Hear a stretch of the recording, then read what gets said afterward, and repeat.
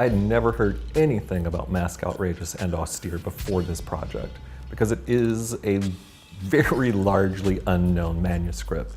It has been in archives, it has been publicly accessible, but unless you're looking through the finding aids of these archives, you're not aware that this script exists. It is not, or at least previously, has not been listed in any of the, the manifest of Tennessee Williams plays. No, this is a very unknown product going in. In 1994, the Rare Book and Manuscript Library at Columbia University acquired a large purchase of Tennessee Williams material from the estate. All of these materials had been in the house at Key West. In that purchase were 3 manuscripts, which comprise In Mask Outrageous and Austere. So that had been in the archive. I believe they had it cataloged and publicly available by around 1996. But once again, nobody had gone in there because it's a massive amount of material that Columbia purchased.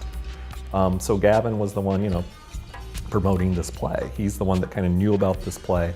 And so in 2003, 2004, he becomes involved with the current producers.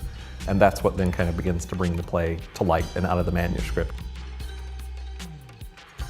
It's a little difficult to date these manuscripts. One of the manuscripts actually bears the date 1970. I don't believe that it was written in 1970. I believe this is more or less a mid to late 70s play up until 1982, about 6 months before his death is when I believe he stopped doing this because there was in a workshop reading and he went on to other pieces.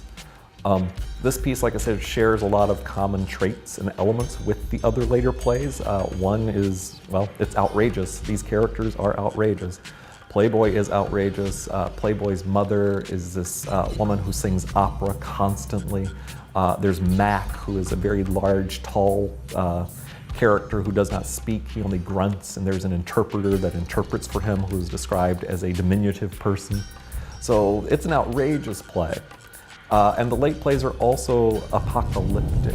There's generally some type of end of the world scenario.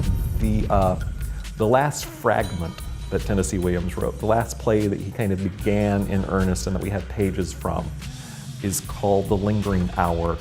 And we do have what we believe are the last pages of that play, and it is the end of the world at the end of that play. Right? And this play also has those apocalyptic overtones and references to Babylon. So these things were part of his psyche at the time. The last works or works prior to this and really getting deeply into this were in 1981 on Broadway. Well, that was his last Broadway show, a play called Clothes for a Summer Hotel, which I believe closed in 20-some performances, and many of those were largely funded by Tennessee out of his own pocket to even keep it running as long as it did. 82, perhaps, the Goodman Theater in Chicago, directed by Gregory Mosher, A House Not Meant to Stand. I believe that we then get Something Cloudy, Something Clear, and that's about it at the very end. But like I said, those are pieces that have been both published and were produced. In Mask Outrageous and Austere stands as the piece that is unpublished and, to date, right now, unstaged, will be staged imminently.